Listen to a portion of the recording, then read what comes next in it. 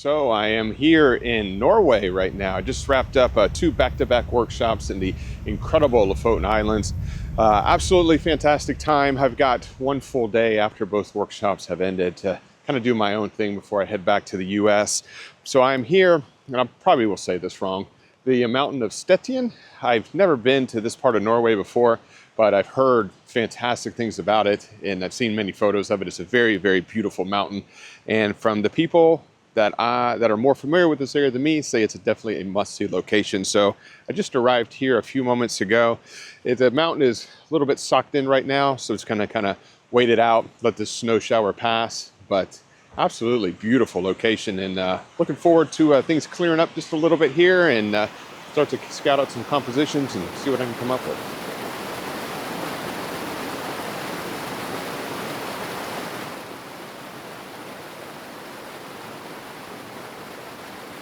So while I'm waiting for the mountain to clear, hopefully it will, I come down here to kind of scout out some compositions along this beautiful flowing creek, small river with all of this freshly fallen snow on these rocks, which is making for an absolutely gorgeous foreground. And I found this right here. Let me just turn this around real quick. Let me just move you down through my tripod here. See all those beautiful icicles at the bottom of that rock?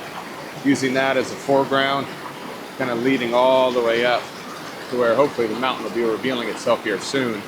Here is the back of the camera as it is right now. Let me put this down a little bit so you can see it.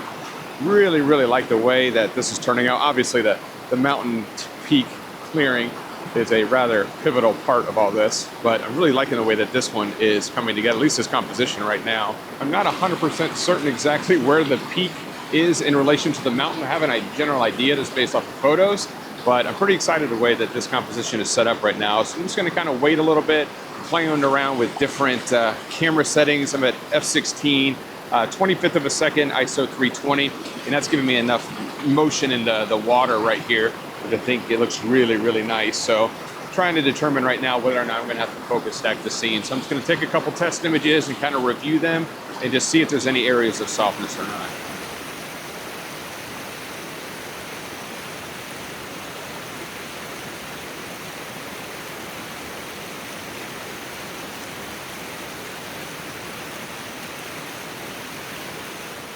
So I think I got it just about perfected now. The hard part is just being able to try and create somewhat a little bit of separation between all of these rocks, because one, they're covered in snow, a lot of them, so they all kind of just blend in together. So I'm trying to separate them a little bit in the midground, but definitely trying to keep the sides of the image as clean as possible, which has been a little bit of a challenge.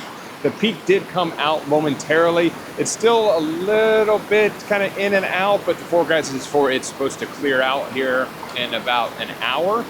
But so far, I mean, the peak is definitely more visible now, but I absolutely love the composition here with these icicles. Let me show you the back of the camera right now just so you can see it. So there it is right there. Hopefully you can see that. You can see a little bit of that peak showing through right now, but I was able to try and create as much separation in the foreground here and make it as clean as possible. It's kind of difficult to see, but that water is flowing right through here, and I'm using a 25th of a second just to show a little bit of motion right there. But this area in the midground is what I was talking about, trying to keep that as clean as possible, because it can get a little bit busy right there, as you can see it. But as I pan this up, you can see that the top of that peak is definitely visible right now. I'm just hoping that it's going to become a little bit more clear here as time goes on. But I've just been taking a ton of photos, honestly, just nonstop, taking as many of them as possible, trying to get different water details, because the water's flowing a little bit differently every time, and just kind of waiting for those clouds to interact a little bit differently with the mountaintop. So awesome stuff though. Snow's falling. Cold as heck out here though right now. My toes are a little bit numb, but I'm having a pretty darn good time here in Norway.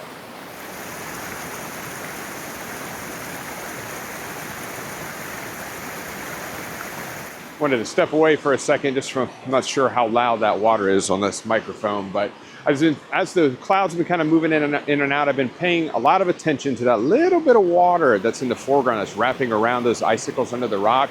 It seems like a very small part of the frame, but I'm actually having a hard time figuring out the shutter speed that works best for that, because that water, the rocks underneath it are dark, which makes the water look dark. and it's moving by very quickly, and I'm trying to show a little bit of motion in there, and I can't figure out if having a slower shutter speed is looking better or a faster shutter speed to show more detail. I'm trying to take as much variety as both. I do that often on location when I can't figure something out. Just try and take as much of a variety as humanly possible. Then when you get home on the big screen, you can figure out which one looks really good. But that's honestly what I've been spending the most time on, is just trying to figure out what shutter speed looks best for that water flowing by. It seems like a small area of the frame, but I have a feeling that it's going to be something that's going to grab the viewer's attention. Hopefully when they see it, it's probably one of the first things they're going to look at, because it's right by those beautiful icicles. And I want to make sure that I try to capture it in the most attractive way as humanly possible. Holy smokes. Everything I was just hoping for has come to fruition. Check this out. Look at that. Cool on the left, warm on the right. The peaks are visible. It looks absolutely incredible right now. Could not be happier with the way that this has come out. There's a little bit of light. Light's coming from the right side, and this is casting down on the side of the slopes right here. Let me show you the back of the camera. Tilt this down a little bit so you can see it. Hopefully you can see that right there. I'm definitely having to underexpose it more than I would like, but it's a very high contrast scene. I did take a couple brackets just to be safe, but I think this is coming out fantastic. This is probably one of my favorite photos of the entire time I have been here in Norway. This is just an absolutely breathtaking scene unfolding right here.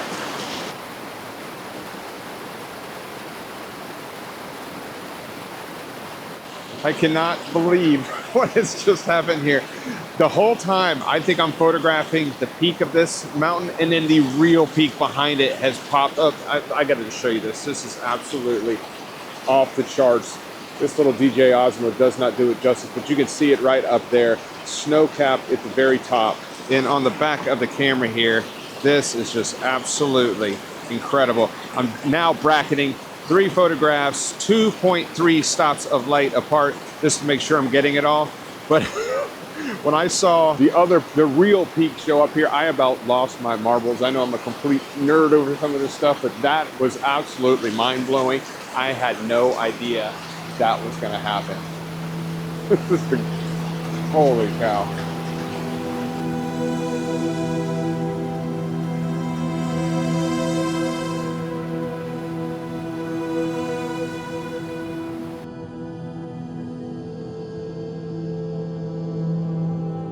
You know, I'm a fairly mellow guy, rather low key. It takes a lot to get me super jazzed up. But I tell you what, there was just about a 10-minute moment there where I about lost my mind. That was absolutely one of the coolest surprises in my entire photographic career, was that the real peak actually coming out after I've been here for 45 minutes photographing what I felt was the real peak the entire time. So that was super cool. So the real peak is now back in clouds again. So I just wanted to take a quick second and just talk about, you know, really just the variety of it all. You know, I just wrapped up 2 workshops, and one of the most common questions I hear a lot of times is, you know, should I shoot it vertical? Should I shoot it horizontal? Or what shutter speed should I use? Or what aperture should I use? Or a lot of different creative questions. And my whole take on the whole thing is, if you're not 100% certain while you're on location, just take both. Take vertical, take horizontal, vary a bunch of different shutter speeds.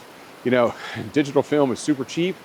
It's a lot easier to capture everything while you're here, while you're on location. And when you get home on a big screen, when you're in a more relaxed environment, it's easier to really figure out exactly what you like in that scenario. I can't tell you how many times I've been burned by thinking I've got it perfect on location and only doing that one thing. And then I get home and I really regret that decision, wishing I would have done this or I would have done that a little bit differently. So variety, the spice of life, the old cliche, but it is definitely true when it comes to photography.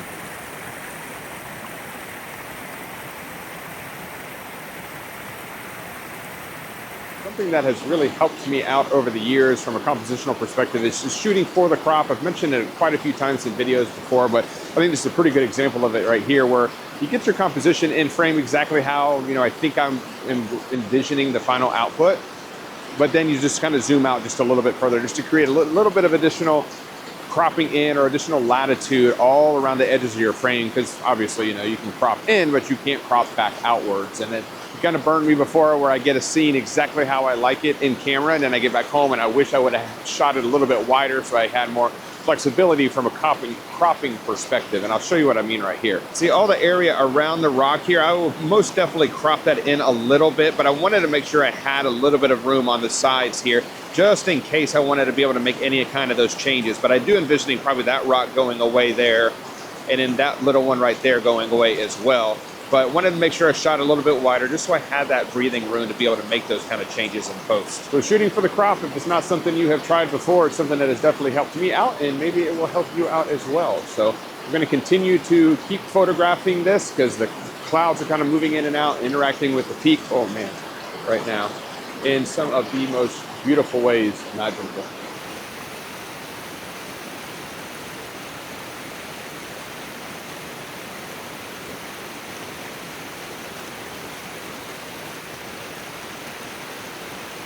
So it's about 3 p.m. Sunsets in about an hour, about 4 p.m. So I'm probably going to hang out here just a little bit longer. It's about a 2-hour drive from where I'm staying tonight. And I figured I came all this way, I might as well wait a little bit longer, but we've had absolutely incredible conditions here. This is way more than I ever expected when looking at the forecast this morning. So I am pleasantly surprised. I do hope you enjoyed this week's video. Able to maybe come along with me and share in some of my excitement. Nothing makes me feel more alive than days like this. It's absolutely fantastic. Photography is probably something that has absolutely changed the course of my entire life, and it's something that I just get so excited about. Still to this day, just like I started yesterday. It's a beautiful thing. So hope you enjoyed this week's video. If you did enjoy it, if you could, give it a thumbs up. Subscribe to the channel if you're not subscribed already. And as always, I really do appreciate you carving out a little bit of time to spend it with me here today. And I will see you all next Wednesday.